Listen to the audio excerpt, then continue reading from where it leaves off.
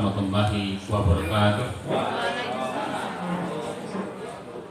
Yang kami hormati Ibu dan Bapak Wakil Kepala SMA Negeri 3 Bengkulu Tengah, yang kami hormati Kasubag Usaha, Ibu dan Bapak Guru, beserta staf tata usaha SMA Negeri 3 Bengkulu Tengah, dan di sini ada anak-anak kami yang kami sayangi, yang berkesempatan untuk meliput kegiatan kita pada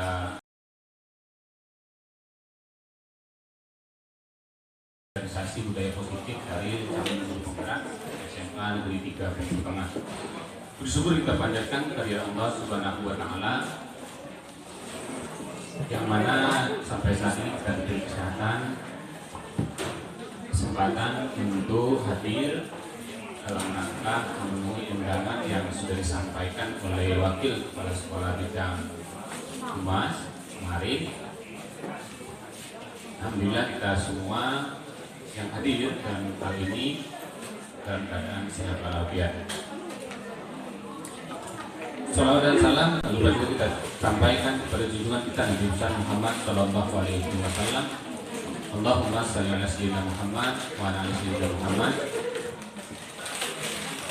Mari kita memperbanyak bersalawat, mudah-mudahan di yaumil akhir nanti kita akan mendapatkan syafaatnya. Amin ya rabbal alamin.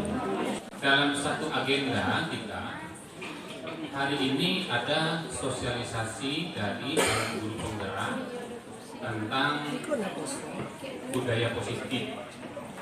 Nah, tentu mereka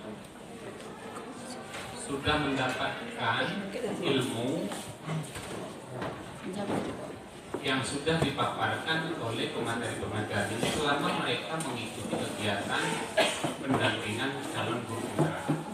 Oleh karena itu, dengan harapan bahwa mereka berdua, terkhusus di angkatan 6 ya Pak, angkatan 6 ini bisa menebarkan aura positif bagi kita semua, bisa menggerakkan jikalau ada yang bisa kita gerakkan bersama,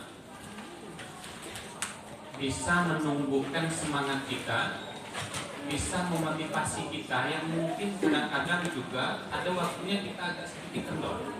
Oleh karena itu mungkin mereka berdua nanti akan menyampaikan itu, dan kita bersyukur bahwa kita diberi kesempatan ada di antara kita yang terpilih sebagai calon guru penggerak, dan insya Allah mereka ini di Desember ataupun di Januari nanti C-nya itu sudah hilang. Berdasarkan informasi kami yang sudah mengikuti, ada rapat koordinasi seluruh kepala dinas, kemudian kepala SMA, SMK, PAUD, SD di Horizon Senin sampai di Rabu kemarin. Nah, di situ mereka nanti akan membangun budaya positif, menebarkan, menggerakkan kita semua yang mungkin ilmunya kita belum sampai dengan yang mereka pelajari. Oleh karena itu, monggo kawan-kawan, tolong jangan dikecilkan semangat mereka untuk menebarkan aura positif di SMA Negeri 3 Bengkulu Tengah. Ini mohon dengan sangat. Kemudian yang berikutnya, kalau kemarin saya dengar dari PGP itu bahwa motivasi untuk mengikuti guru penggerak itu sangat sedikit. Maka nanti saya berpikir begini, ketika nanti dibuka peluang untuk mendaftar pendaftaran guru penggerak, nanti sebelum mereka minta tanda tangan, nanti kemungkinan akan saya buatkan surat tugas sendiri untuk maju. Untuk maju mereka ikut dalam seleksi. Kalau kemarin bagi yang mau baru kita tanda tangani fakta integritas, persetujuan dari kepala sekolah ataupun Kacapdin untuk mengikuti itu. Nah, kalau ini nanti ketika mungkin nanti ada pendaftaran, mungkin nanti langsung kita buatkan surat tugas untuk yang mencoba untuk ikut bersama-sama mengikuti program yang sudah dicanangkan pemerintah. Terima kasih. Mohon maaf kalau ada kekurangan dalam sampaian ini. Mohon maaf kalau ada kekurangan. Wabillahi taufiq hidayah. Assalamualaikum warahmatullahi wabarakatuh. Terima kasih kepada Bapak Rektor yang telah menyampaikan kata pengantar dan pembinaan pada kita semua. Mudah-mudahan apa yang disampaikan oleh Bapak bisa menjadi perhatian kita semua. Selanjutnya, penyampaian materi tentang penerapan budaya positif oleh Pak Agung dan Ibu Sylvianita. Kepada Pak Agung dan Ibu Sylvi kami persilakan. Assalamualaikum warahmatullahi wabarakatuh. Bapak Kepala Sekolah yang saya hormati, Bapak Ibu Kepala KU, Wakil Kepala Sekolah, dan seluruh Dewan Guru SMA Negeri 3 yang saya hormati. Alhamdulillahirabbil alamin. Allahumma sholli ala Muhammad wa ala ali Muhammad. Terima kasih atas kesempatan yang telah diberikan kepada kami menyampaikan apa yang telah kami pelajari selama lebih kurang 2 bulan ini. Jadi kami mempunyai tanggung jawab moral untuk berbagi hal baik ini kepada Bapak Ibu semua. Jadi yang kami sampaikan hari ini hanyalah berbagi informasi. Jadi bukan memaksa Bapak Ibu untuk melakukannya, itu tidak. Mengajarkan, menggurui, itu tidak. Jadi kami semata-mata pun berbagi informasi.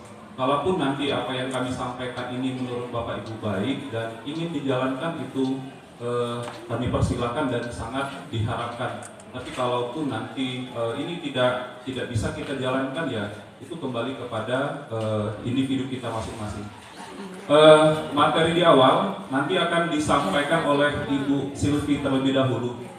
Ada beberapa hal yang dapat kami sampaikan pada kesempatan hari ini tentang budaya positif. Yang pertama itu perubahan paradigma belajar, kemudian disiplin positif terkait dengan siswa kita, kemudian motivasi perilaku manusia, kebutuhan dasar manusia, posisi kontrol restitusi, keyakinan kelas, dan segitiga restitusi.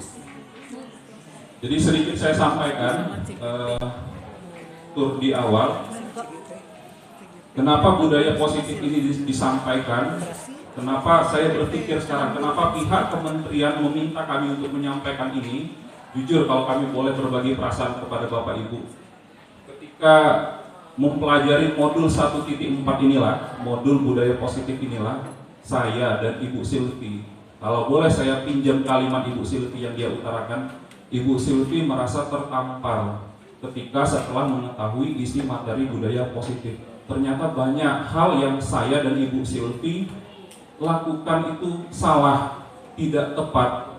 Nah, makanya pemerintah mungkin melalui kami ingin menyampaikan informasi ini kepada kita semua. Jadi di dalam ini nanti mungkin banyak hal-hal yang membuat kalau seandainya tersindir, itu bukan maksud kami untuk menyindir, bukan. Memang itulah informasinya yang ada. Dan saya dan Ibu Silvi sudah tersindir ketika tahu hal tersebut. Nah, hal inilah yang akan kami sampaikan kepada Bapak Ibu semua.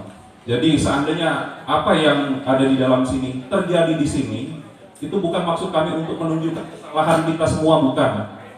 Tapi kalau seandainya ini menurut Bapak Ibu baik, kembali lagi di awal, dan ingin kita ubah, maka sebenarnya itulah yang diharapkan oleh pihak kementerian, supaya pendidikan di SMA Negeri 3 Bengkulu Tengah ini pada khususnya dapat menjadi lebih baik. Modul 1.4 budaya positif. 4 modul yang sudah kami pelajari, 1.1 sampai 1.4, yang paling mengena di hati saya itu 1.1 dan 1.4. 1.4 kata Ibu Silvi tadi tertampar. Kalau modul 1.1 Bapak Ibu, filosofi pemikiran Ki Hajar Dewantara, itu yang membuat saya ngomong banyak hal yang kami tidak tahu di awal. Ternyata segitu besar pemikiran Bapak Ki Hajar Dewantara yang hari ini baru saya pahami. Dan saya merasa 4 tahun ketika kuliah S1 tidak menyentuh ini, tidak tahu saya makna mendidik selama ini. Saya mengajar 12 tahun, jujur hanya sekedar mengajar seperti biasanya, belum menuntun, belum mendidik seperti yang saya lihat di sini Ibu Susi, Pak Jiko dengan kesabarannya, Pak Arsad. Kita memaklumi dari 50-an orang guru di sini, kita merasa siswa terhadap si guru itu dia lebih respect, lebih hormat. Tapi kenapa dengan guru ini tidak? Nah, karena mungkin guru tersebut lebih bisa menyentuh hatinya. Ini yang disampaikan oleh Ki Hajar Dewantara, dan ini sangat berhubungan dengan kurikulum Merdeka yang mungkin di Juli 2023 akan kita jalani. Nah, yang kedua, disiplin positif. Ini kalau saya boleh sampaikan detailnya nanti di Ibu Silvi. Kenapa sampai hari ini sudah berulang kali siswa pakai sepatu putih, sudah diberi hukuman berulang kali, dipanggil orang tuanya, orangnya itulah, merokok masih itulah. Kenapa masih terjadi? Karena itu salah satunya. Iya, disiplin positif. belum muncul dari dalam dirinya. Kenapa sampai hari ini masih manggil teriak-teriak ke lapangan upacara, tidak dengan kesadaran sendiri, 7.14 datang bergerak ke lapangan upacara. Nah, itu yang ingin diinformasikan oleh pihak kementerian kepada kita semua. Kemudian, kenapa itu belum tergerak oleh siswa? Karena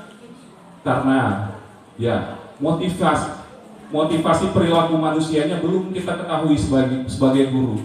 Jadi kenapa di kelas contohnya ada siswa yang tidak memperhatikan, dia sibuk main pena, ketika guru ngajar dia menggambar, atau bahkan yang paling ekstrim main game online.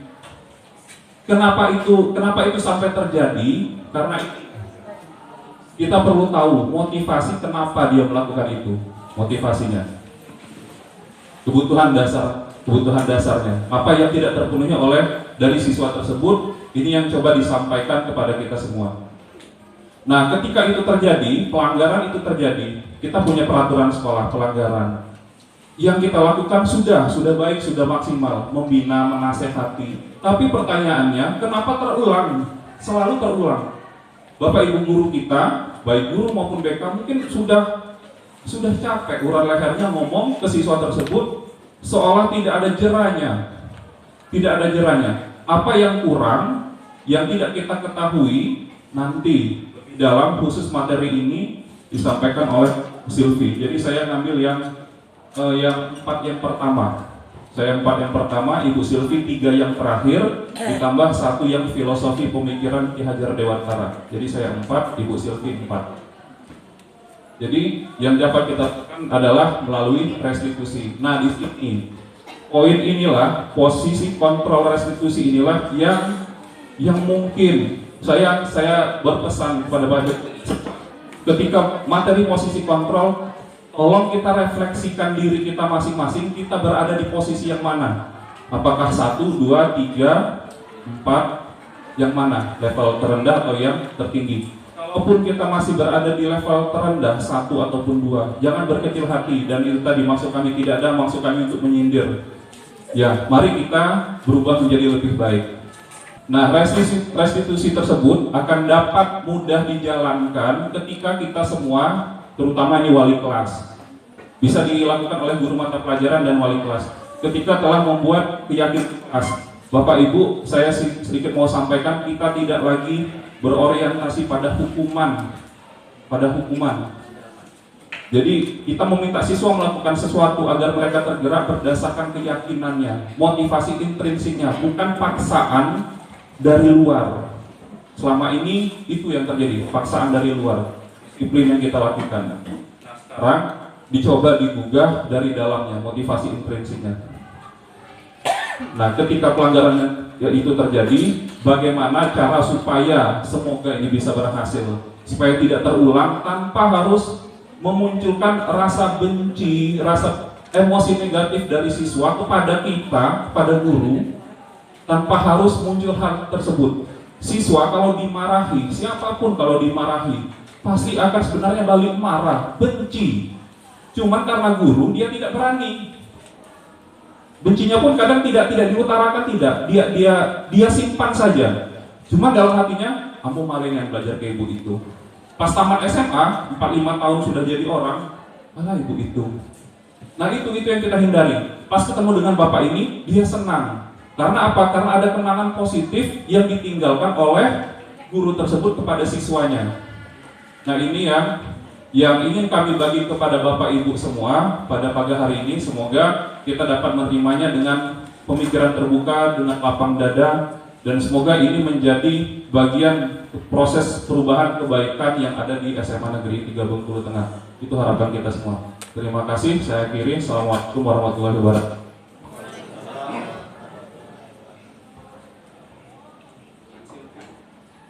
Assalamualaikum warahmatullahi wabarakatuh. Yang pertama, saya Agung ingin mengucapkan banyak terima kasih kepada kepala sekolah, kepada Bapak Ibu Wakil Kepala Sekolah, dan Bapak Ibu rekan guru beserta staf atau usaha karena sudah memberikan kami waktu dan ruang untuk dapat berbagi pemahaman tentang apa yang sudah kami pelajari selama kami mengikuti pendidikan program guru penggerak ini, kurang lebih selama 2 bulan. Jadi mungkin selama ini Bapak Ibu melihat kalau saya sempat kewalahan, tapi seiring berjalannya waktu, ketika selesai modul ini, masuk lagi ke modul selanjutnya, masuk lagi, saya merasa banyak sekali saya mendapatkan ilmu, banyak sekali saya mendapatkan pengetahuan baru yang membuat, oh ternyata saya salah, harusnya saya tidak boleh seperti itu. Anak-anak saya nakal, ternyata mereka punya alasan. Kenapa nggak saya tanyain dulu alasannya? Kenapa kok saya langsung tiba-tiba marah? Nah, itu yang saya temui. Selanjutnya di sini yang pertama ada filosofi pendidikan Ki Hajar Dewantara. Seperti yang sudah disampaikan Pak Agung tadi, kami berbagi tugas, jadi 4 di saya, 4 di Pak Agung. Yang pertama filosofi pendidikan Ki Hajar Dewantara. Ini kalau dari modul yang sudah kami pelajari di modul 1.1 Ibu Bapak. Jadi ada 3 paket modul yang akan kami pelajari. Sekarang masih di paket modul 2, baru 2.1. Nah, ini yang pertama kami pelajari ketika kami mengikuti pendidikan guru penggerak. Ki Hajar Dewantara, tentunya dari kita semua sudah mengetahui siapa beliau. Bapak Pendidikan Indonesia yang mengemukakan banyak filosofi tentang pendidikan. Dan ternyata walaupun filosofi itu sudah lama beliau kemukakan, tetapi masih sangat relevan dengan pendidikan Indonesia saat ini. Yang kita kenal dari Ki Hajar Dewantara ini yang paling terkenal adalah trilogi pendidikannya.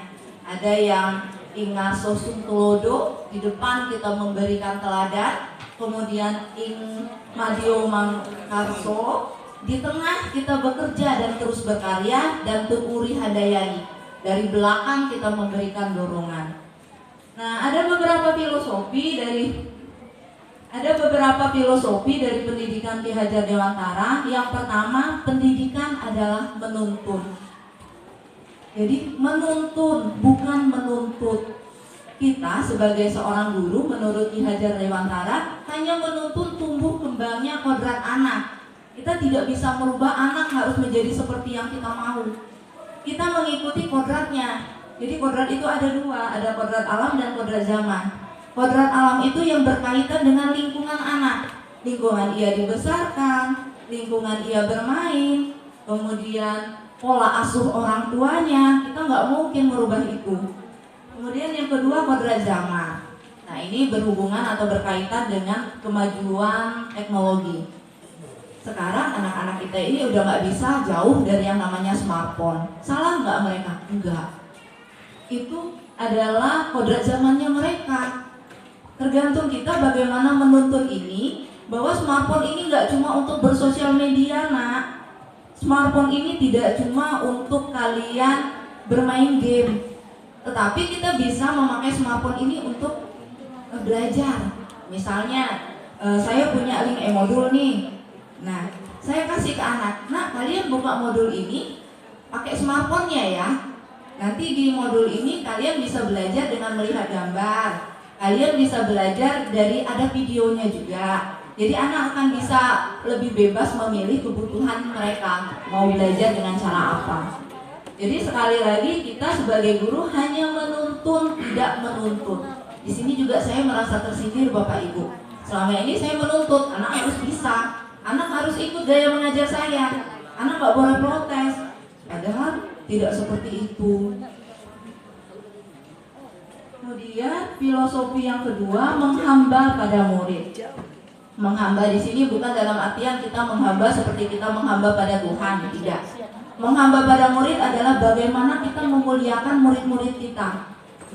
Kita memperlakukan mereka dengan baik, memberikan mereka arahan, mendidik, mengajar mereka dengan tulus, ikhlas, seperti kita mengajar anak-anak kita sendiri di rumah. Nah, ini nyambung sama yang disampaikan Pak Agung tadi. Kenapa sebagian guru kita tuh kayaknya lebih dekat sama anak, karena anak merasakan ketulusannya. Ketika Bapak Ibu itu mungkin memberikan nasihat ke anak, anak merasakan itu, sehingga dia bisa nurut sama Bapak Ibu. Udah lihat ibunya. Jadi itu menghamba pada murid. Jadi bagaimana kita bisa tulus, ikhlas memberikan, mendidik anak-anak kita seperti kita mendidik anak-anak kita di rumah. Jadi mau senakal apapun anak-anak kita di rumah kan tetap kita didik ya, tetap kita sayangi. Seperti itu juga menurut Ki Hajar Dewantara, seperti itu kita harus memperlakukan murid-murid. Lanjut yang ketiga, guru. Ki Hajar Dewantara ini mengibaratkan guru itu sebagai petani. Sekolah ini lahan dan murid-murid kita itu benih. Nah, jadi benih-benih ini disemaikan di lahan-lahan di sekolah. Kita sebagai petani, bagaimana caranya kita merawat benih-benih ini agar dapat tumbuh subur, agar dapat tumbuh dengan baik. Jadi mau sebagus apapun benihnya, kalau petaninya merawat itu tidak baik, dia tidak merawat dengan baik, dia tidak memberi pupuk, tidak diberi air yang cukup, maka benih yang unggul pun tidak dapat tumbuh dengan subur, tidak dapat tumbuh dengan baik. Jadi Ki Hajar Dewantara mengibaratkan seperti itu. Sekolah ini tempat bersemainya benih-benih. Kita pendidik sebagai petani dan benihnya itu murid-murid kita. Nah, jadi kalau selama ini kita berpikir bahwa anak itu adalah kertas kosong yang bisa kita tulisi semau kita, ternyata salah. Anak itu memang kertas putih, tetapi sudah ada tulisannya di dalamnya. Tugas kita sebagai guru bagaimana caranya menebalkan menebalkan tulisan baik yang sudah ada di kertas tadi, dan menyamarkan laku atau perilaku yang kurang baik dari anak, menyamarkan tulisan yang buruk yang sudah ada di kertas anak tadi. Artinya bukan kita yang membuatnya. Anak itu ketika dia masuk ke sekolah ini, ketika harus kita didik, dia sudah bawa sendiri ya kodrat alam dan kodrat zamannya tadi. Itu filosofi pendidikan menurut Ki Hajar Dewantara. Jadi kalau yang seperti disampaikan Pak Agung tadi, dari awal belajar 1.1, 1.4 itu udah benar-benar merasa, oh ternyata saya salah selama ini. Harusnya saya tidak seperti itu. Jadi saya melihat ada anak saya di sini.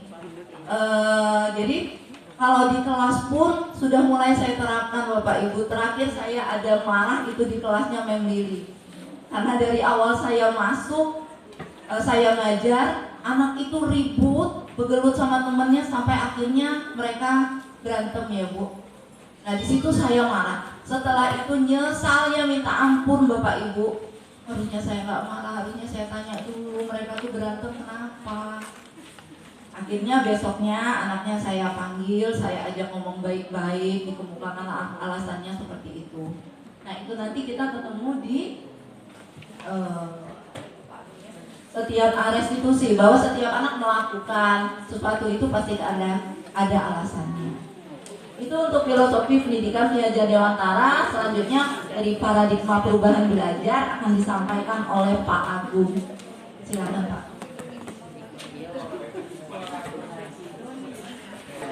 Langsung saja Bapak Ibu ya, supaya kita menghemat waktu.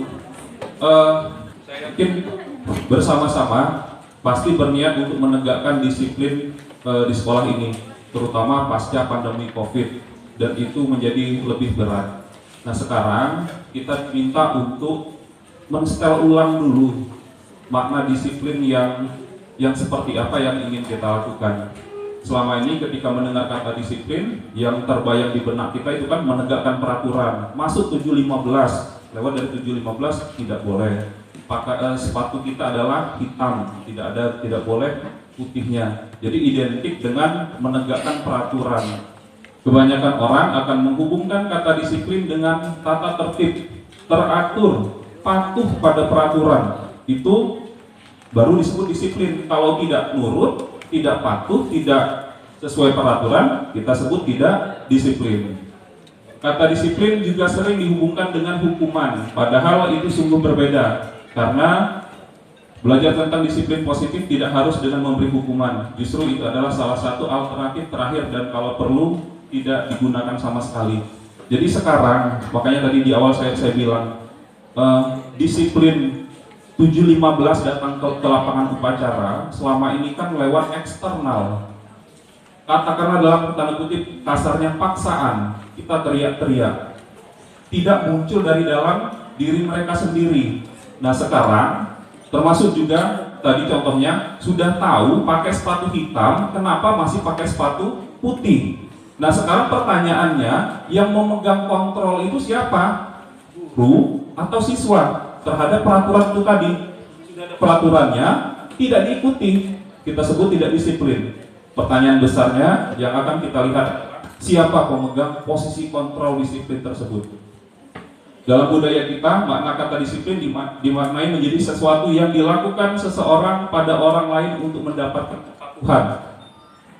Kita cenderung menghubungkan kata disiplin dengan ketidaknyamanan. Yang itu tadi, kenapa tidak nyaman? Karena faktor eksternal. Jadi ini yang ngomong adalah Ki Hajar Dewantara, bukan saya. Di mana ada kemerdekaan, kurikulum merdeka besok. Di mana ada kemerdekaan, disitulah harus ada disiplin yang kuat. Sungguh pun disiplin itu bersifat self-disiplin, yaitu kita sendiri yang mewajibkan kita dengan sekeras-kerasnya. Tetapi itu sama saja. Sebab jikalau kita tidak cakap melakukan self-disiplin, wajiblah penguasa lain mendisiplinkan kita. Ini, kalimat ini. Jadi ketika siswa tidak ada rasa disiplin dari dalam dirinya, maka orang lain yang akan mendisiplinkannya. Siapa? Kita guru, lewat peraturan. Ketika lewat dari 7.15 kita kasih hukuman. Maksud kita baik, supaya dia rajin, supaya dia disiplin. Dan peraturan demikian itulah harus ada di dalam suasana yang merdeka. Jadi yang diminta oleh Ki Hajar Dewantara adalah disiplin yang ada di siswa itu berasal dari dalam dirinya sendiri, bukan lagi paksaan dari kita. Nah, kalaupun seandainya masih terjadi pelanggaran, ada cara yang diajarkan kepada kita supaya karakter itu terbentuk, karakter disiplin atau karakter baik lainnya itu terbentuk lewat restitusi tadi. 5 posisi kontrol. Ki Hajar Dewantara ini lebih kurang tahun 1900-an awal. Sampai hari ini masih relevan kodrat alam dan kodrat zaman. Kenapa siswa hari ini tidak sama dengan kita, dengan saya ketika SMA? Kenapa siswa SMA hari ini tidak sama dengan ketika Bapak Ibu SMA? Karena zamannya beda. Zaman kita sekolah SMA tidak ada ini, murni buku dan papan tulis. Kapur. Tidak ada informasi tambahan dari internet. Dan Ki Hajar sudah terpikir hal ini jauh dari dulu, dari zaman penjajahan Belanda. Jadi tidak usah kita ngambil tokoh pendidikan dari luar negeri, kita punya sendiri. Saking jauhnya pemikiran Ki Hajar, dan dia ngasih rambu-rambu. Apapun kodrat zaman yang kita temui, ambil baik-baiknya. Tidak ada lagi zaman belajar hanya pakai papan tulis, tidak ada lagi, ketinggalan zaman. Informasi sekarang beredar tiap detik lewat grup WA. Surat zaman dulu diantar, surat zaman hari ini lewat WA.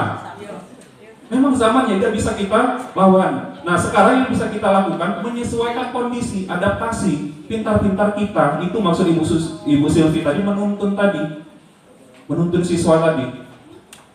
Kita tahu ada positif dan negatifnya. Nah yang negatifnya kita samarkan, yang positifnya lewat program-program mungkin yang dirancang oleh kepala sekolah dan wakil-wakilnya.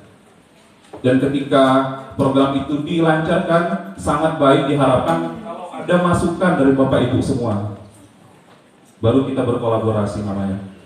Sekarang ini, siapa yang memegang kontrol terhadap disiplin? Yang ngajarkan ini Dr. William Glasser, psikolog pendidikan, ahlinya. Dia ngasih tahu kita dengan cara seperti ini. Bapak Ibu, ya tidak usah dilakukan, dibayangkan saja. Bermain dengan teman sebangku Bapak Ibu semua. Bermain mengepalkan tangan. Satu orang mengepalkan, saya mengepalkan. Tugas Ibu Silvi adalah berusaha membuka kepalan tangan ini. Tangan saya. Apa yang bisa dia lakukan? Banyak cara. Satu, lewat membujuk, merayu. Kalau itu tidak berhasil, yang kedua lewat paksaan. Saya tahu, saya yang menggenggam tangan ini tahu, ini yang saya genggam adalah sesuatu yang berharga. Sehebat apapun rayuan dia, kalau saya tidak mau, dia mau minta barang ini. Kalau saya tidak mau, saya tidak akan lepaskan ini. Sekuat apapun paksaan yang Ibu Silvi lakukan terhadap saya, kalau saya tidak mau, saya tidak akan buka ini. Semakin keras dia berusaha membuka, semakin keras saya menutup. Siapa yang memegang kontrol? Diri kita masing-masing. Siapa yang memegang kontrol terhadap diri siswa? Siswa masing-masing. Kita tidak bisa maksa siswa. Kamu datang 7.15, tidak bisa. Kalau dia datang sebelum 7.15 itu karena keputusan dia sendiri. Saya datang sebelum 7.15. Kalau dia mau datang 7.20, kita mau apa? Tidak bisa. Tinggal lihat jam, tahu 7.20, tinggal kasih hukuman. Jadi yang memutuskan dia berangkat dari rumah, mau 6.15 dari rumah, mau 6.30 dari rumah, siswa. Teori kontrol. Yang memutuskan, siswa tuh udah tahu, Ambo hari ini nak pakai sepatu putih, les hitam. Dari rumah berangkat tuh dia udah tahu, ini sebenarnya tidak boleh. Tapi kenapa tetap dia lakukan? Karena dia yang memutuskan. Dia paham dengan resikonya, dan dia siap dengan resikonya. Kalaupun misalkan nanti diproses oleh gurunya. Ya, kenapa dia bisa ngomong seperti ini? Karena Pak William ini yang memang konser ilmu pengetahuannya pada psikologi manusia. Ya, kita ikuti saja, tidak perlu repot-repot mempelajari itu lebih dalam. Ini yang beliau sampaikan. Ilusi ternyata sebenarnya guru mengontrol murid, sebenarnya ilusi. Kita tidak bisa. Yang bisa kita lakukan itu tadi, memberi informasi yang baik. Kalau kamu lakukan ini, maka hasilnya akan baik seperti ini. Kalau kamu lakukan hal yang buruk seperti ini, maka akan buruk. Itulah proses menuntun tadi, petani tadi, kata Ibu Silvi. Jadi yang sedang kita lakukan, kalau sedang ngasih nasihat baik, berarti sedang ngasih pupuk. Kalau ada hama yang tumbuh, kita cabut hamanya, gulmanya, rumputnya kita cabut. Kita cuma bisa ngasih itu, sebatas itu yang bisa kita lakukan. Selebihnya tidak bisa. Selebihnya tidak bisa. Jadi yang bisa kita lakukan yang ngasih pupuk, nyirami air. Kalau musim kemarau, mencabut gulma, menjaganya.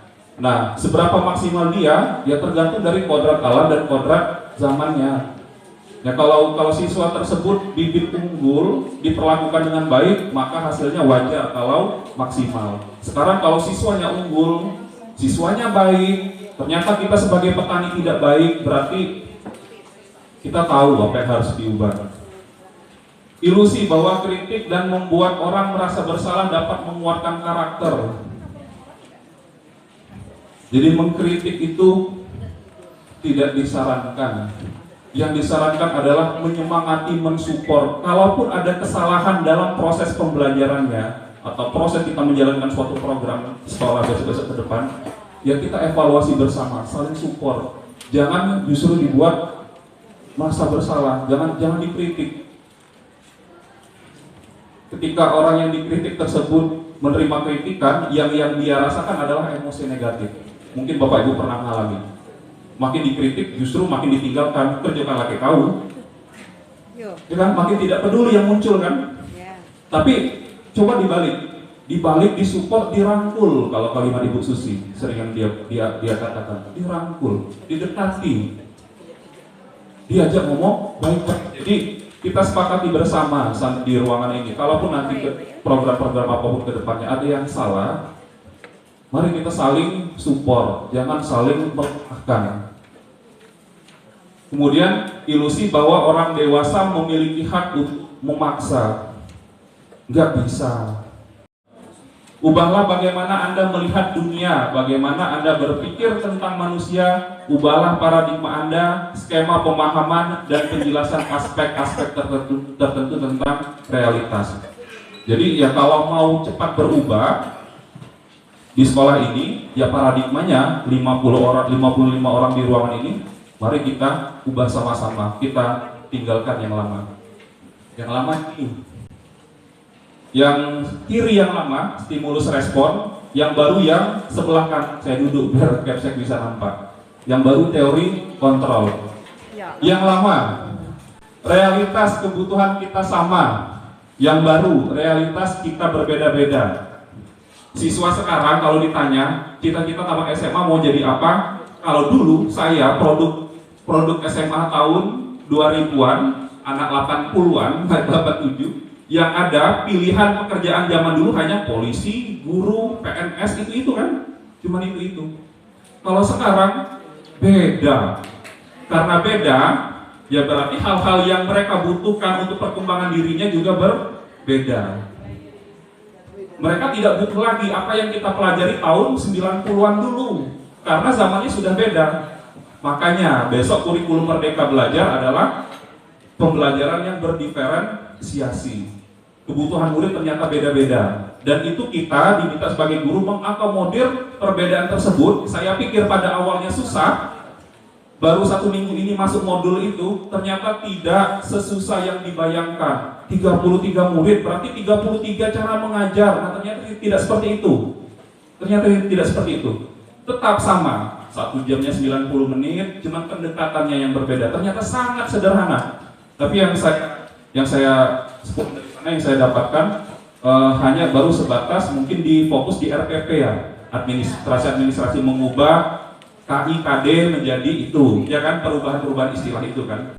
Nah, yang saya dengan Ibu Silvi pelajari lebih ke implementasi di lapangannya, di kelasnya bagaimana. Jadi kami belum dapat materi tentang mengubah KI-KD itu. Saya yakin tidak ada materi itu, karena itu mungkin di sekolah penggerak ataupun ya di IKM seperti itu bisa didapatkan. Jadi kami lebih ke action langsungnya, dan saya bisa menyampaikan, Bapak, ini kalau seandainya Bapak berkenan, tidak perlu pakai honor tambahan, Pak. Kami diminta sebenarnya, tapi tidak ada kewajiban. Kalau ini kewajiban mau di-upload tugas. Kalau besok tidak ada kewajiban. Berbagi apa yang kami pelajari modul 2.1 tentang kurikulum Merdeka pembelajaran berdiferensiasi, misalkan sebulan sekali, bukan kami menggurui, bukan, hanya menyampaikan apa yang sudah kami baca. Jadi ya perpanjangan tangannya pemerintah. Jadi kalau itu bisa kami lakukan, Bapak Ibu. Setelah rapat dinas, kasih kami setengah jam atau 1 jam merangkum 1 bulan yang sudah kami pelajari materi modul 2. Dan harapannya ketika Juli 2023 kita sudah siap. Kemudian yang ketiga, ini baca sendiri atau dijelaskan?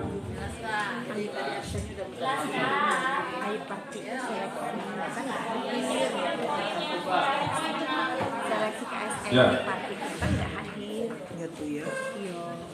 Tidak nampak aja berarti. Yang mana, Bu? Ya.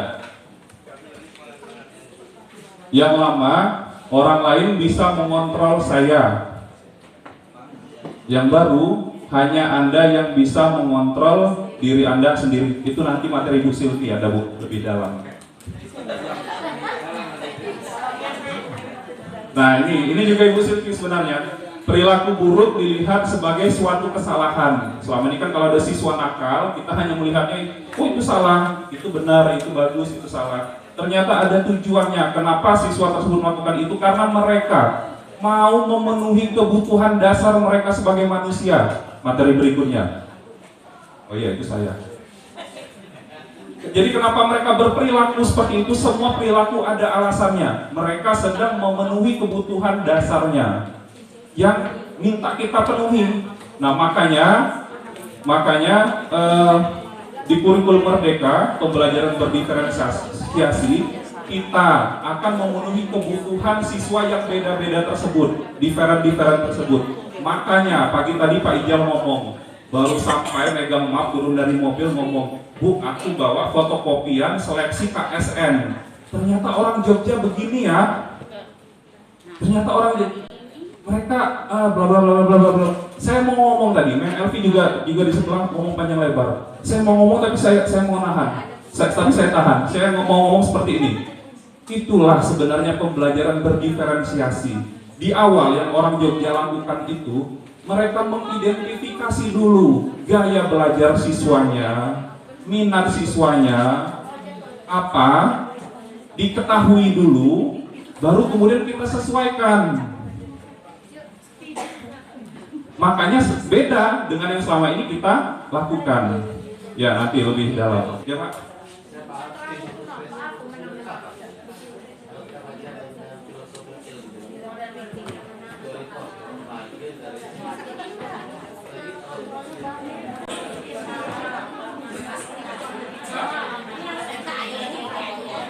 Nanti Pak ada sesi tanya jawab terakhir Pak, kita lanjut dulu ya. Next Bu.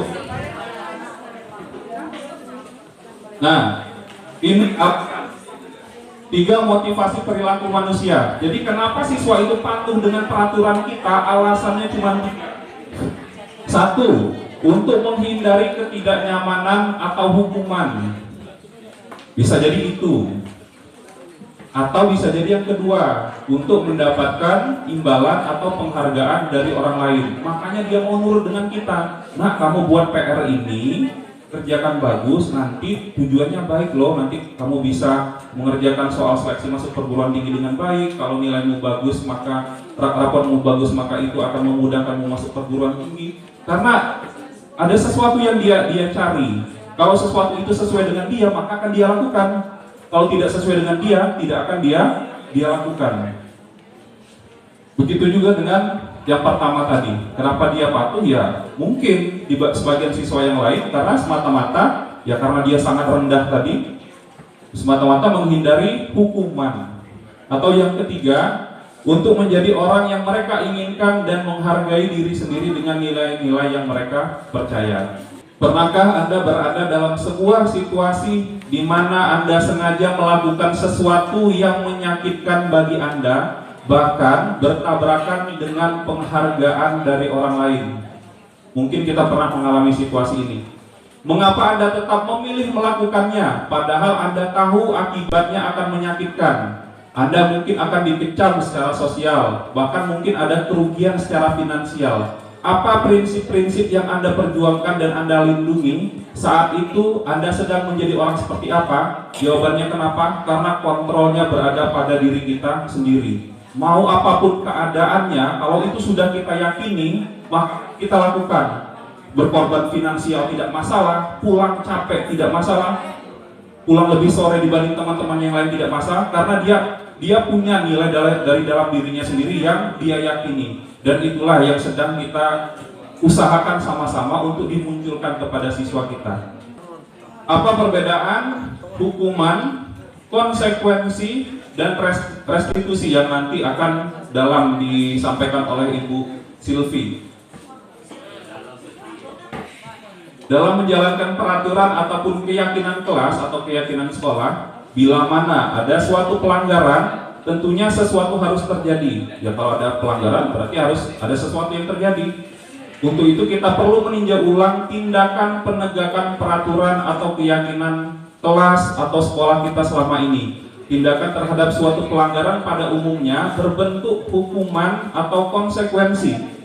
Dalam modul ini akan diperkenalkan sesuatu yang baru. Jadi kita mencoba meninggalkan hukuman. Dan 7.15 maka dihukum bersihkan WC misalkan, tidak masuk bolos 10 kali maka 10 buah buku Big Boss. Nah, kita coba sesuatu yang lain yang orang lain sudah lama terapkan ini, mungkin kita belum tahu, namanya adalah restitusi. Restitusi adalah proses menciptakan kondisi bagi murid untuk memperbaiki kesalahan mereka sehingga mereka bisa kembali pada kelompok mereka dengan karakter yang kuat. Proses menciptakan kondisi bagi siswa supaya bisa kembali ke keadaan mereka yang baik sebelumnya, sebelum mereka melakukan kesalahan tersebut. Kalau ada siswa melakukan kesalahan, sebenarnya dia namanya siswa, mungkin itu proses belajar. Dia salah, kita hukum padahal dia sedang belajar, maka yang muncul dari dalam dirinya adalah kecewa, sedih, tidak percaya diri. Bahkan mungkin kalau ada kalimat ataupun perlakuan dari gurunya yang di luar batas, maka itu akan menjadi dendam dari dalam dirinya. Kalaupun tidak berani dia ungkapkan, maka itu akan tersimpan. Nah, di sini kita ganti hukuman tersebut dengan restitusi. Ketika hukuman itu dijalankan, bagi siswa yang takut mungkin akan patuh. Tapi mungkin kita pernah ketemu siswa yang berani, udah dikasih hukuman, justru dilawannya. Yang terjadi apa? Konflik.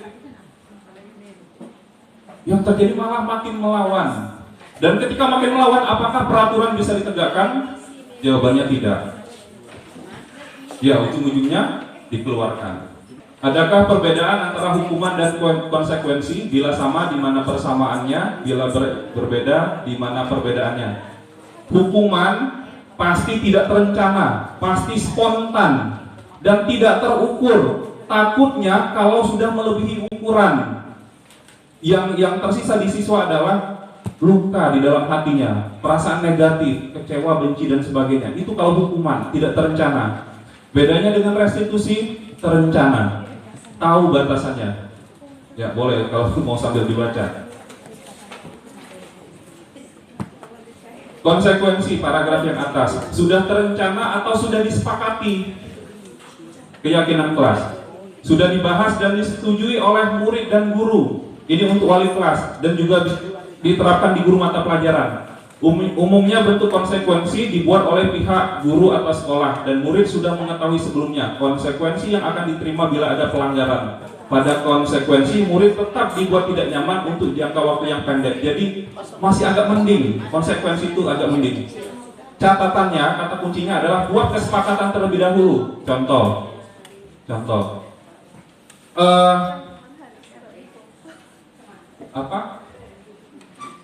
Kesepakatan yang sudah ada di siswa sekarang adalah HP dilarang ada di bawah meja atau di dalam tas.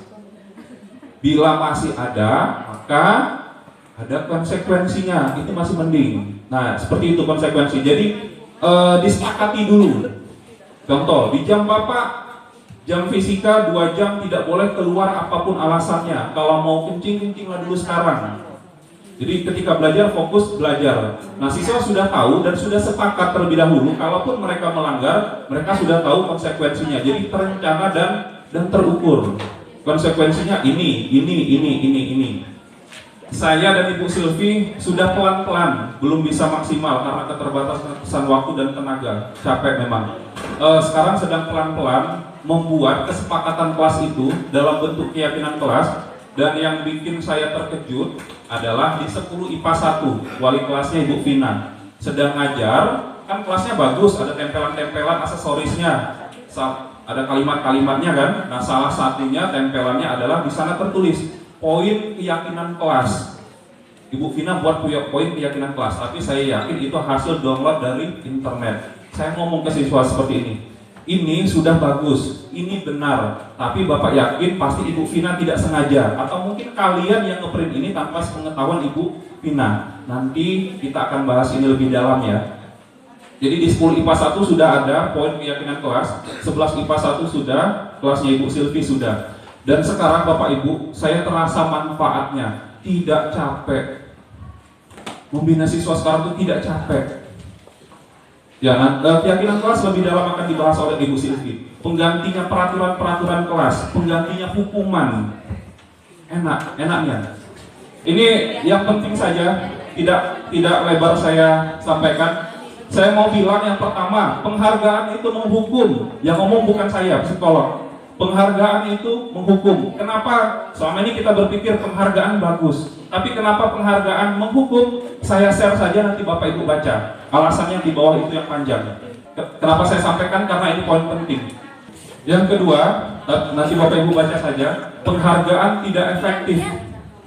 Kenapa seperti itu? Ya baca saja, mohon maaf. Penghargaan tidak efektif. Yang ketiga, penghargaan merusak hubungan. Ini saya bahas sedikit karena ini terjadi di kita. Pernah dulu ketika hari guru, pengumuman nominasi guru terfavorit, guru terdisiplin, guru terbaik, guru ini, guru itu. Penghargaannya baik, tujuannya mulia. Tapi secara psikologi mereka kasih tahu, orang psikolog yang kasih tahu, bukan saya. Penghargaan itu merusak hubungan. Baca ya, nanti saya share di grup. Penghargaan mengurangi ketepatan. Riset 1, riset ilmiah. Dalam sebuah percobaan, sekelompok anak laki-laki berusia 9 tahun diminta untuk melihat gambar-gambar wajah yang ditampilkan di layar. Dan mereka harus memberitahukan jika wajah-wajah tersebut sama atau berbeda. Gambar-gambar tersebut hampir sama. Beberapa dari mereka diberi penghargaan dalam bentuk uang pada saat mereka memberikan jawaban benar. Jadi kalau jawabannya benar dapat uang. Sementara sebagian yang lain tidak. Hasilnya apa? Penelitian tersebut Hasilnya adalah anak laki-laki yang dibayar membuat lebih banyak kesalahan. Saya orang IPA, kami praktikum IPA, hasilnya prosesnya ilmiah, saintis, hasilnya ilmiah, bisa dipercaya. Ini penelitian terhadap manusia, psikolog. Hasilnya ini, penghargaan mengurangi ketepatan. Jadi ketika sudah dikasih penghargaan, iming-iming dalam bentuk uang tadi, ternyata yang didapatkan anak laki-laki yang melakukan tes tersebut membuat lebih banyak kesalahan. Yang kedua, riset 2, anak-anak diminta mengingat kata-kata tertentu. Kemudian mereka diminta mengambil kartu yang berisi kata-kata yang diingat tersebut setiap kali muncul. Beberapa anak diberikan permen setiap mereka memberi jawaban yang benar, dan sebagian yang lain hanya diberitahu saja bila jawaban mereka benar. Jadi ada dua perlakuan, dua kelompok. Kelompok yang satu kalau benar dikasih penghargaan berupa permen, kelompok yang satu kalau dia benar tidak diberi penghargaan, cuma dikasih tahu bahwa jawabannya benar. Hasilnya apa? Hasilnya anak-anak yang mendapatkan permen jawabannya banyak yang tidak tepat dibandingkan anak-anak yang hanya diberitahu bahwa jawaban kamu benar. Penghargaan menurunkan kualitas. Pengamatan dilakukan pada sekelompok mahasiswa atau mahasiswi yang sedang kerja praktik di sebuah surat kabar universitas.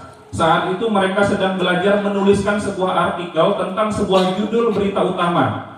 Seiring waktu, mahasiswa tersebut makin pandai, makin mahir, mampu bekerja dengan cepat. Kemudian ada beberapa mahasiswa yang dibayar setiap judul berita utama yang mereka mampu hasilkan. Dan setelah beberapa lama, mahasiswa yang dibayar ini hasil kinerjanya ternyata berhenti berkembang. Ketika penghargaannya sampai, maka itu mereka yang tidak menerima bayaran terus berupaya mengasah diri menjadi lebih baik. Jadi penghargaan menurunkan kualitas berita yang dia hasilkan. Penghargaan mematikan kreativitas. Murid-murid diminta berpikir mengenai hadiah atau penghargaan yang bisa mereka dapatkan bila berhasil menulis sebuah puisi. Kreativitas kelompok murid-murid ini menjadi berkurang dibandingkan dengan yang tidak diberitahukan tentang hadiah yang bisa mereka terima. Penelitian menunjukkan bahwa pekerjaan seni atau sebuah penulisan cerita menjadi kurang kreatif bila dijanjikan sebuah hadiah atau penghargaan. Dalam tugas-tugas memecahkan masalah, para murid memakan waktu lebih lama dan memberikan jalan keluar yang kurang efektif saat mereka dijadikan suatu penghargaan. Saya yakin setengah dari kita, setengah hati mungkin menerima, setengah hati mungkin menolak. Jadi apa gunanya hadiah? Batasannya adalah hadiah, reward, penghargaan yang dimaksudkan di sini adalah proses. Jadi jangan menghadiahi proses, beda dengan perlombaan. Kalau perlombaan boleh pakai hadiah. Jadi ini kita sedang membangun karakter disiplin siswa. Bedakan proses sedang membangun karakter dengan sebuah perlombaan. Kalau perlombaan lain, kalau ini tadi kan bukan perlombaan, ada mahasiswa, dia pada awalnya tidak mahir membuat berita, kemudian menjadi mahir, menjadi berkembang, menjadi kreatif. Ketika proses kreatifnya itu, proses kreatif saya tekankan, dikasih hadiah, maka yang terjadi kreatifnya langsung turun. Bukan perlombaan, kalau perlombaan kasus lain. Ya namanya lomba, juara 1, 2, 3. Jadi proses itu. Ini yang dimaksud itu hal-hal ini. 5 kebutuhan dasar tadi, yang di awal tadi. Inilah alasan kenapa siswa melakukan suatu tindakan tertentu. Kadang tindakan yang mereka lakukan itu membuat kita marah. Kebutuhan dasar kita sebagai manusia ada 5. Yang pertama, kasih sayang dan rasa diterima kepada rekan kerja atau kepada siswa di kelas. Ketika mereka melakukan kesalahan, itu tadi, jangan dijauhi, justru dirangkul. Karena ketika orang melakukan kesalahan, ya yang dia butuhkan adalah rasa kasih sayang dan rasa diterima dari kelompoknya. Jadi jangan mengucilkan orang lain. Yang kedua, kebebasan.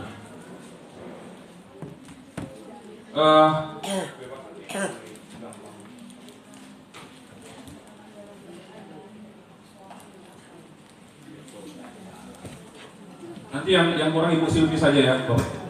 Kemudian kesenangan, penguasaan dan bertahan hidup, singkat saja.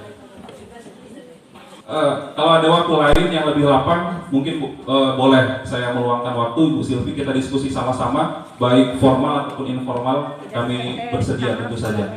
Itu saja, terima kasih. Untuk materi yang selanjutnya, pendalaman dari yang apa saya sampaikan akan disampaikan oleh Ibu Silvi. Terima kasih. Assalamualaikum warahmatullahi wabarakatuh. Waalaikumsalam warahmatullahi wabarakatuh. Jadi berat di kepala.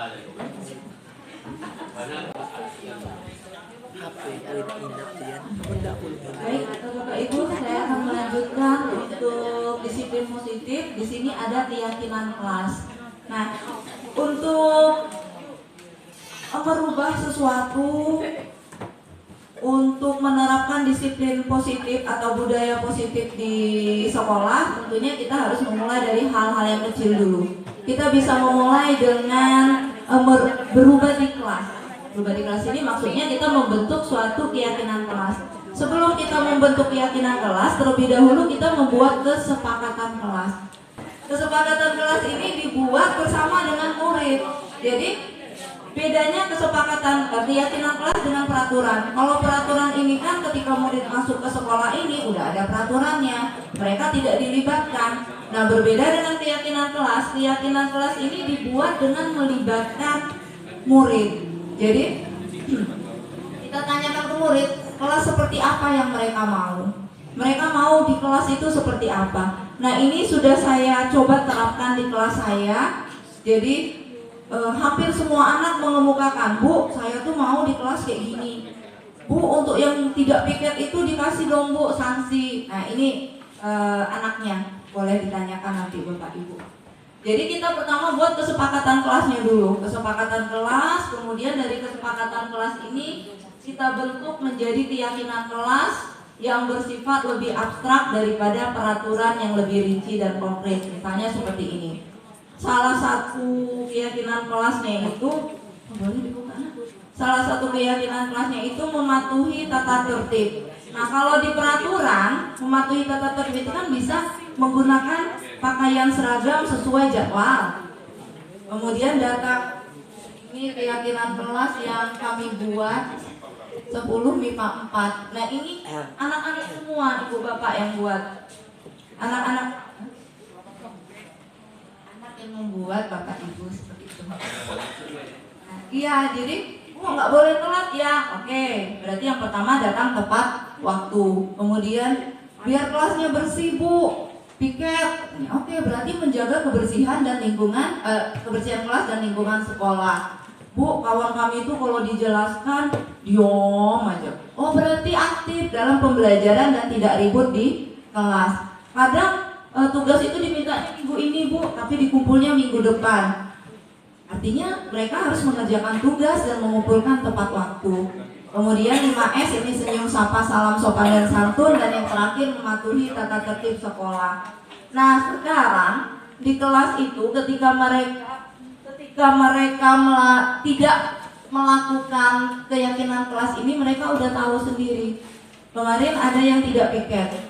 Bu, saya tidak piket, berarti saya harus piket selama 1 minggu full ya, Bu. Itu mereka yang buat. Jadi kita guru hanya memfasilitasi dan hanya mengingatkan. Seperti itu. Jadi keyakinan kelas ini dia bersifat abstrak daripada peraturan. Seperti tadi mematuhi tata tertib. Kalau di peraturan anak harus memakai seragam sesuai dengan jadwal. Kemudian apalagi kalau peraturan rambut anak harus rapi. Itu kan masuk dalam tata tertib kalau di keyakinan kelas. Kemudian keyakinan kelas berupa pernyataan universal, ya sama seperti yang pertama. Kemudian keyakinan kelas senantiasa dibuat dalam bentuk positif, artinya tidak boleh misalnya kita meminta anak untuk berjalan di kelas, tidak berlari. Jadi kalimatnya tidak kita buat tidak boleh berlari, tapi berjalan di kelas. Tidak ada kalimat yang negatif. Kemudian keyakinan kelas jangan terlalu banyak agar mudah diingat oleh murid. Kemudian keyakinan kelas sebaiknya sesuatu yang dapat diterapkan. Jadi jangan membuat keyakinan kelas yang terlalu tinggi, anak-anak kita tidak bisa menerapkan. sesuai dengan apa yang mereka inginkan untuk kelasnya. Kemudian semua warga kelas hendaknya ikut berkontribusi dalam pembuatan keyakinan kelas lewat kegiatan curah pendapat. Kenapa keyakinan kelas? Karena kita sendiri saja Bapak Ibu ketika kita meyakini sesuatu, kita melaksanakan sesuai dengan keyakinan kita akan lebih mudah daripada kita hanya mengikuti peraturan karena terpaksa. Kemudian bersedia meninjau kembali keyakinan kelas dari waktu ke waktu. Kalau misalnya, oh ini kayaknya udah gak relevan lagi untuk kelas kita buat, kita ganti keyakinan kelasnya. Nah ini tadi restitusi. Restitusi seperti tadi yang disampaikan Pak Agung adalah proses menciptakan kondisi bagi murid untuk memperbaiki kesalahan yang diperbuatnya, sehingga mereka bisa kembali ke kelompok mereka dengan karakter yang lebih kuat. Kemudian restitusi juga adalah proses kolaboratif yang mengajarkan murid untuk mencari solusi untuk masalah dan membantu murid berpikir tentang mereka mau menjadi orang yang seperti apa. Kemudian restitusi ini membantu murid menjadi lebih memiliki tujuan, disiplin positif, dan memulihkan dirinya setelah berbuat salah. Saya pribadi merasa sebelum saya mempelajari modul ini, kalau ada anak yang membuat kesalahan, maka yang akan memberi solusi dari kesalahan mereka itu adalah saya. Nah, harusnya tidak, karena solusi yang saya berikan belum tentu sesuai dengan apa yang anak mau. Nah, ketika mereka yang menemukan sendiri solusinya, ya mereka akan berpikir ini solusinya dari saya, masa saya nggak ngerjain. Nah ini posisi kontrol restitusi, posisi kontrol. Nah di sini juga Bapak Ibu saya merasa, itu saya. Yang pertama penghukum, ini level yang paling rendah, penghukum. Nah di sini penghukum ini bisa memberikan hukuman dalam bentuk fisik maupun verbal dari kata-kata. Ciri-cirinya biasanya guru penghukum ini ngomongnya keras, kemudian dari bahasa tubuhnya dia melotot, nunjuk-nunjuk, menghardik. Nah itu guru penghukum. Nah bagaimana? Biasanya kalimat pernyataan dari guru penghukum ini, kamu harus ikuti ibu, kalau enggak awas. Kalau kamu melanggar aturan, awas kamu. Biasanya seperti itu guru penghukum. Dampaknya terhadap murid, hasilnya murid akan merasa tersakiti. Dia akan merasa tersakiti perasaannya. Mungkin kalau secara fisik kita lihat dia baik-baik saja, tapi hatinya kita tidak tahu. Dia pasti merasa tersakiti. Apalagi kalau kita menghukum itu di depan teman-temannya. Ini bukan berarti kita tidak boleh menghukum. Kita boleh, sebaiknya dihindari. Tapi kalau terpaksa menghukum, berilah sanksi dari hukuman itu yang sesuai dengan kesalahan apa yang dia perbuat.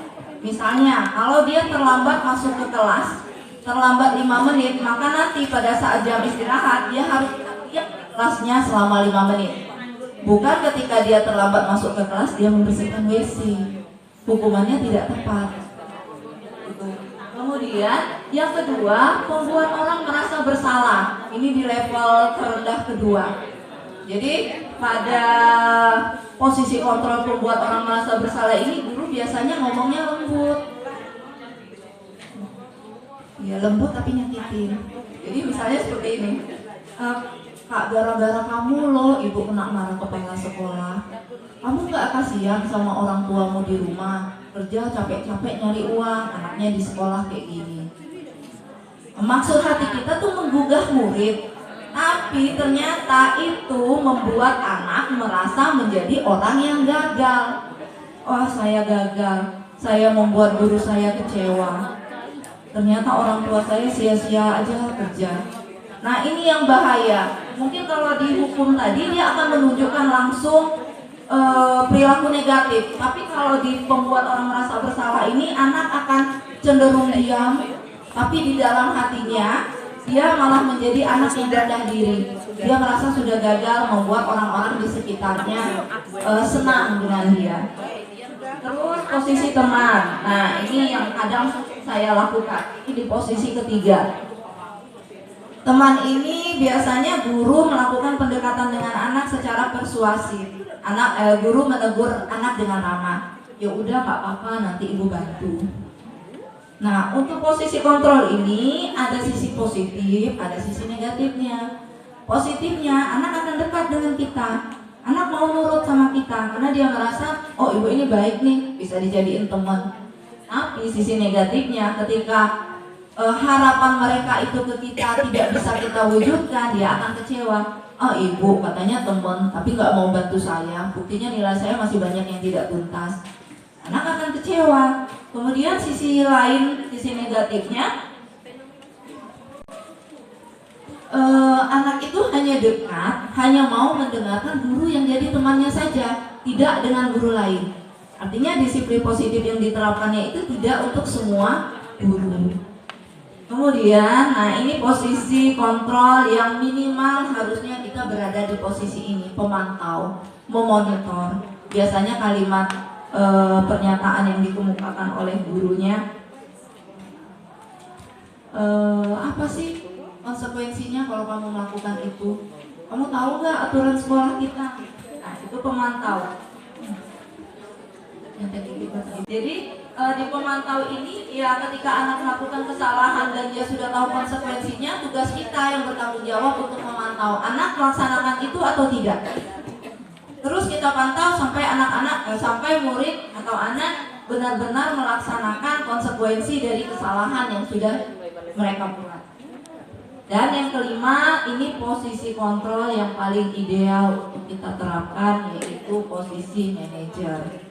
Di sini guru bersama dengan murid berkolaborasi untuk menemukan solusi dari permasalahan yang dihadapi oleh murid. Jadi seperti yang saya katakan tadi, yang menemukan solusinya itu anak-anak, murid kita, bukan kita. Jadi ketika mereka sudah, oh ini kan solusi dari saya harus kerjakan, seperti itu. Jadi solusinya bukan dari kita.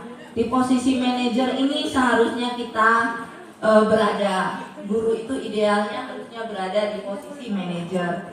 Biasanya kalau posisi manajer ini gurunya mengatakan, cukup dengan mengatakan apa yang kamu yakini. Nanti anak akan bercerita, Bu, berdasarkan keyakinan kelas saya tuh, saya harusnya seperti ini, Bu. Nah, artinya kamu tahu bahwa harusnya itu tidak kamu lakukan. Iya. Jadi kita hanya membantu anak saja, membimbing saja. Itu yang ada di posisi manajer. Nah, hendaknya kita guru itu berada di posisi paling tidak di pemantau. Paling tidak di pemantau. Kalaupun terpaksa di beberapa kondisi harus menerapkan posisi teman, ya tetap harus ada posisi kontrol, pemantau dan manajernya. Tidak benar-benar murni menjadi teman. Terus setelah si kontrol restitusi, nah ini segitiga restitusi. Jadi ketika kita merestitusi murid, kita mencoba untuk membantu mereka memperbaiki, menemukan solusi dari permasalahan atau kesalahan yang mereka buat. Kita harusnya mengikuti segitiga restitusi ini. Jadi yang namanya segitiga itu kan ada 3 sisi. Sama seperti segitiga restitusi, ada 3 sisi, ada 3 langkah yang harus kita kerjakan. Tetapi tidak kaku harus ketiga langkahnya harus kita terapkan. Bisa hanya 2 langkah saja. Bisa hanya 2 langkah saja dan tidak harus dari langkah pertama. Jadi fleksibel, seenaknya Bapak Ibu mau yang mana gitu. Tapi kalau bisa sebaiknya ketiga langkah ini memang kita terapkan. Ketiga langkah ini kita terapkan dan berurutan. Yang pertama itu dimulai dengan menstabilkan identitas. Nah, di menstabilkan identitas ini kita membawa anak yang tadinya dia merasa gagal, kita jadikan dulu dia keluar dari perasaan bahwa saya adalah orang yang gagal. Kita stabilkan dulu identitasnya. Bisa dengan pernyataan, Ibu juga pernah melakukan kesalahan itu. Atau setiap orang pasti pernah melakukan kesalahan. Atau kamu bukan satu-satunya yang pernah melakukan kesalahan. Artinya anak tidak merasa bahwa saya benar-benar salah, sepertinya hanya saya saja. Jadi kita stabilkan dulu identitasnya. Kemudian setelah kita stabilkan identitasnya, anaknya sudah tenang, anaknya sudah bisa kita ajak bicara, baru kita masuk ke langkah kedua, validasi tindakan yang salah. Nah, di sini kita cari tahu apa sih alasan anak ini berbuat kesalahan. Oh, ternyata ketika seseorang membuat kesalahan itu karena ada 5 kebutuhan dasarnya yang bukan kelima-limanya. Ada kebutuhan dasarnya yang tidak terpenuhi. Nah, pernyataan di sini bisa kita memberikan kalimat ini dengan anak. Kamu tentu punya alasan mengapa melakukan itu. Atau adakah cara yang lebih efektif untuk mendapatkan apa yang kamu butuhkan? Maksudnya untuk memenuhi kebutuhan dasarnya itu apa? Jadi setelah anak menyadari, oh iya bahwa tindakan saya itu salah, saya melakukan itu karena ini bu, misalnya karena saya mau senang-senang sama teman saya. Oh, artinya kebutuhan dasar yang tidak terpenuhi itu adalah kebutuhan kesenangan. Nah, mungkin bisa kita siasati dengan memberikan pembelajaran yang menyenangkan. Atau misalnya, saya bosan bu, belajar harus ngeliatin ibu aja ngejelasin. Berarti apa kebutuhan dasar yang tidak terpenuhi? Kebutuhan kebebasan. Artinya, harusnya bisa kita siasati dengan kamu boleh baca buku. Atau kalau kamu mau mencari materi lain dari internet boleh. Gitu. Jadi kita memberikan kebebasan kepada anak. Atau ada anak-anak kita, ini sering saya temui, anak-anak kita itu seperti anak-anak yang minta perhatian. Ketika kita deketin, mereka akan berubah.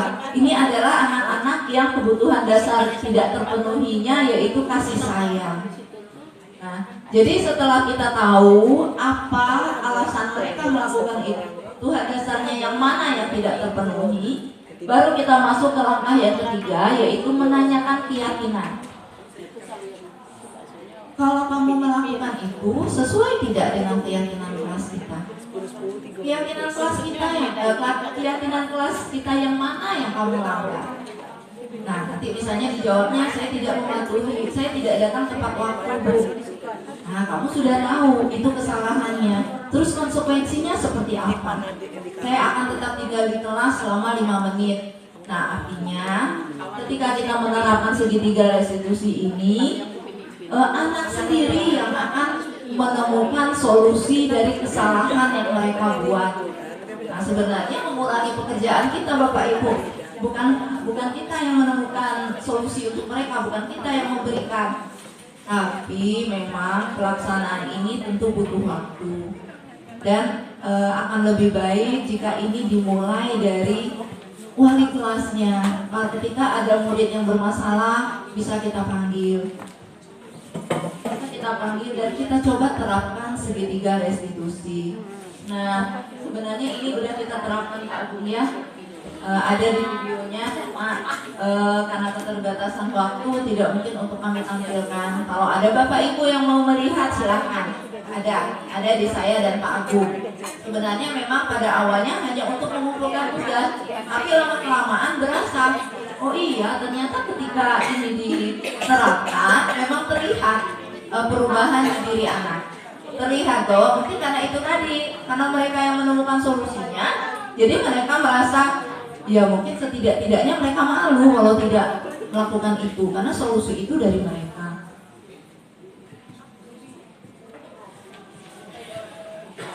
Thank you. Berarti habis kelas ya Bapak Ibu sebelum jam 12. Jadi itu tadi Bapak Ibu materi-materi yang telah kami dapatkan selama kami mengikuti pendidikan guru penggerak. Kalau Bapak Ibu melihat saya dan Pak Agung kesibukan, kewalahan gak karuan, itu mungkin karena di luar pun kami ada kegiatan lain. Kalau hanya karena guru penggerak, percayalah Bapak Ibu gak akan sesibuk yang terlihat. Dan baik sekali, bagus sekali kalau seandainya Bapak Ibu mengikuti program ini, karena kami banyak merasakan manfaatnya. Kalau setelah kami mungkin ada Ibu Ati yang masih menunggu pengajar praktik ya Bu. Harusnya Ibu Ati ini sudah mulai 1 bulan yang lalu, berapa minggu yang lalu ya Bu. Tapi karena pengajar praktiknya di Benteng itu tidak ada, jadi Ibu Ati terpaksa parkir dulu untuk menunggu angkatan selanjutnya. kalau ada pengajar praktiknya. Nah, kalau yang saya dan Pak Agung lihat, banyak sekali teman-teman kita ini yang memiliki potensi sekali untuk ya kalau tidak mau menjadi CGP, menjadi pengajar praktik ya Pak ya, MLV, Pak Arsya dan teman-teman yang lain semuanya saya lihat besar sekali sebenarnya potensinya. Jadi itu dari saya dan Pak Agung. Kalau di sini ada slogannya dari kami, bergerak, tergerak, menggerakkan. Kalau bergerak, kami sudah berusaha untuk bergerak, mengikuti program ini dengan baik. Tergerak untuk terus mengikuti insya Allah sampai selesai. Nah kalau menggerakkannya ini saya dan Pak Agung masih butuh proses. Kalau Bapak Ibu melihat teorinya tadi yang disampaikan seperti itu, tapi yang dilihat dari Pak Agung dan Ibu Silvi belum seperti itu. Kami percaya Bapak Ibu, kami sudah berusaha untuk perlahan-lahan merubah ke arah yang lebih baik. Cuma ya balik lagi semuanya butuh proses. Nah, saya sudah disindir dengan suara azan. Baiklah, itu saja Bapak Ibu, terima kasih. Saya kembalikan kepada Assalamualaikum warahmatullahi wabarakatuh.